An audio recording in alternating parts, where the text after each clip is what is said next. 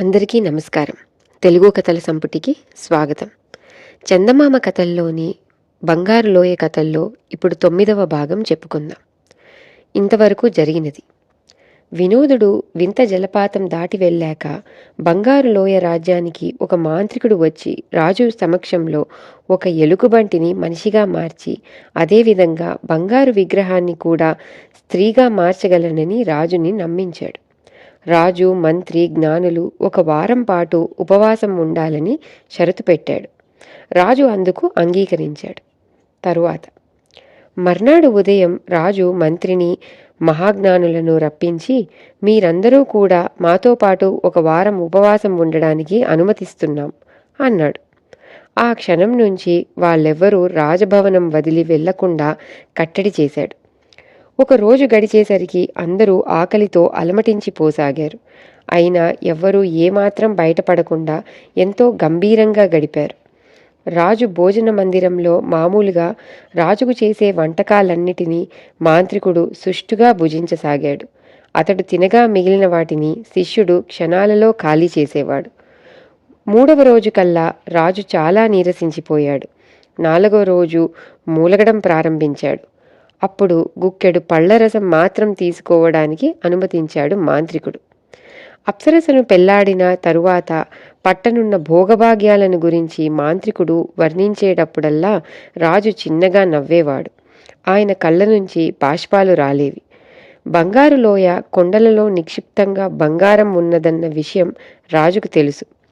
విగ్రహానికి ప్రాణం వచ్చి తనను పెళ్లాడితే ఆ బంగారం అంతా ఎక్కడ ఉన్నది ఆమె తనకు చెప్పగలదన్న ఆశతో రాజు కాలం గడపసాగాడు. ఎలాగో ఒక విధంగా వారం రోజులు గడిచిపోయాయి. 8వ రోజు వేకువజామున రాజును వెన్నతో స్నానం చేయించి విలువైన దుస్తులు ధరింపచేసి ఆభరణాలతో అలంకరించారు. మాంత్రికుడు మంత్రిని, మహాజ్ఞానులను పిలిచి, ఇప్పుడు ప్రభువుల వారిని నేను విగ్రహానికి ఆవలనున్న గుహలోపలికి తీసుకుపోవాలి. ఆయన అక్కడే తన ఉపవాసం విరమిస్తారు. మీరందరూ మీ మీ ఇళ్లకు వెళ్ళి హాయిగా భోజనం చేయండి.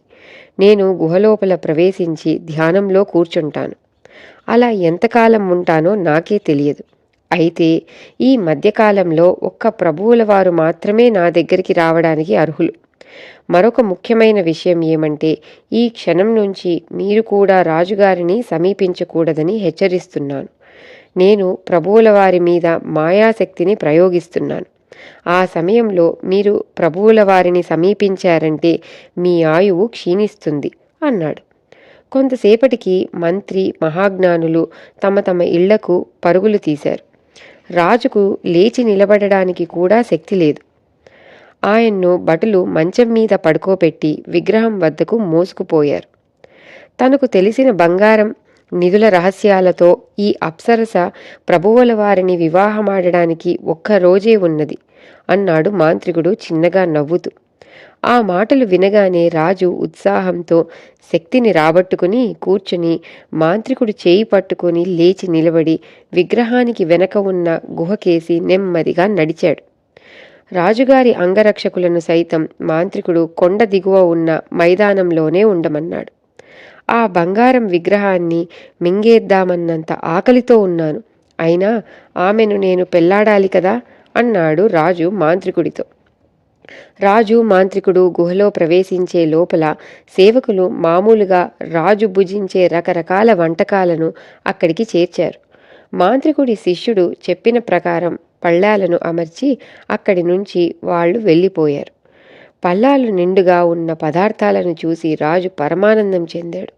ఆయన ముఖం కొత్త కాంతితో వెలిగిపోయింది. ఆహా, నేనిప్పుడు తినవచ్చు కదా అని అరిచాడు రాజు. తొందరపడకండి మహారాజా, పూజలో ముఖ్యమైన తతంగం ఇప్పుడే జరగాలి. అదిగో గోడ మధ్యగా ఉన్న బిలం మీకు కనిపిస్తున్నది కదా ప్రభు.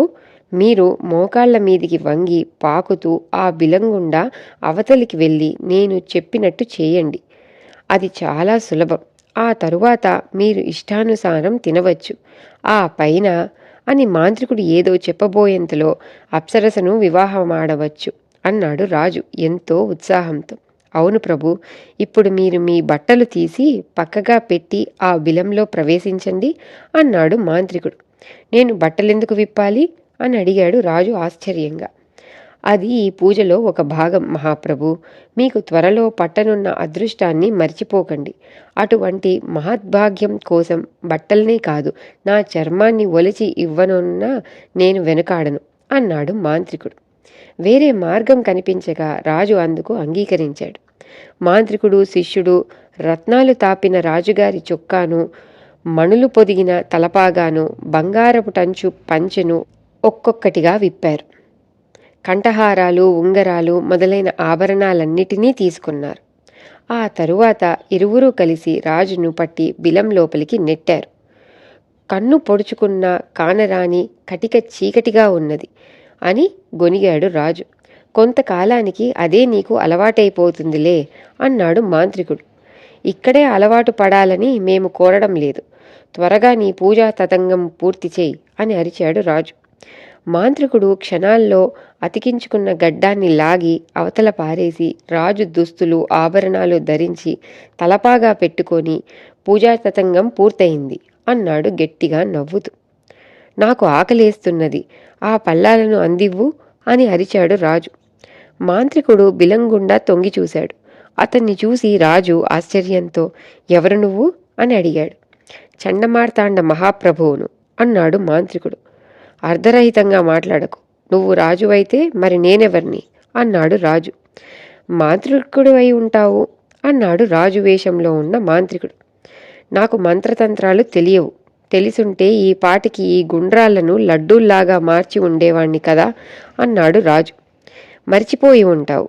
రాజభవనంలో నిధి నిక్షేపాలు దాచే భూషణం తాళం చెవి ఎక్కడ పెట్టానో నేను మర్చిపోయాను. అలాగే నువ్వు కూడా మంత్రతంత్రాలు మర్చిపోయి ఉంటావు. ఆ తాళం చెవి ఎక్కడున్నదో చెప్పు. చెప్పావంటే నీకు ఇష్టమైన ఆహార పానీయాలు వెలుతురు లభించేటట్టు నేను చేస్తాను అన్నాడు మాంత్రికుడు. నేను చెప్పను. నీ మోసం తెలిసిపోయింది. కదలలేనంత నీరసం వచ్చే వరకు నన్ను పస్తు ఉంచి మోసం చేస్తావా నీచుడా అని అరిచాడు రాజు. శిష్యుడు పల్లాన్ని పట్టుకున్నాడు. రాజు వేషంలోని మాంత్రికుడు అందులోని వంటకాలను తినసాగాడు. నా ఆహారం నాకివ్వరా అని అరిచాడు రాజు కోపంగా. మాంత్రికుడు రాజుకు ఒక లడ్డూ ఇచ్చి, నువ్వు భూషణం తాళం చెవి ఉన్న చోట చెప్పే వరకు నీకు రోజుకొక లడ్డూ మాత్రమే అన్నాడు. ఆ రహస్యం చెప్పానంటే ఒక్క లడ్డూ కూడా ఇవ్వకుండా నన్ను చంపగలవు. నేనంత మూర్ఖుణ్ణి. నిన్ను నమ్మానే అని గొనుక్కుంటూ లడ్డూను తినసాగాడు రాజు.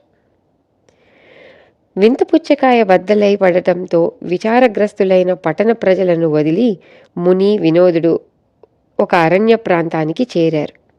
అదిగో నింగి నేల కలుస్తున్న దూరతీరంలో నీలిరంగు కొండలు కనిపిస్తున్నవి కదా, వాటిని దాటి వెళ్ళడం చాలా కష్టం. అయితే మీ రాజ్యంలోని బంగారు స్త్రీ విగ్రహానికి ప్రాణం వచ్చే రహస్యం తెలుసుకోవడానికి నువ్వు సాగిస్తున్న ఈ ప్రయాణంలో విజయం సాధించాలంటే ఆ కొండలను దాటి వెళ్ళక తప్పదు అన్నాడు ముని వినోదుడితో. అదృశ్యమయ్యే రహస్యం నాకు తెలుసు. జ్ఞానభూమి రాజు ఆ రహస్యం నాకు ఉపదేశించాడు. ఇక్కడ అదృశ్యమై ఆ కొండలు దాటి ప్రత్యక్షం కాగలను అన్నాడు వినోదుడు. ఆ విద్య మానవ ప్రపంచం వరకే పరిమితం.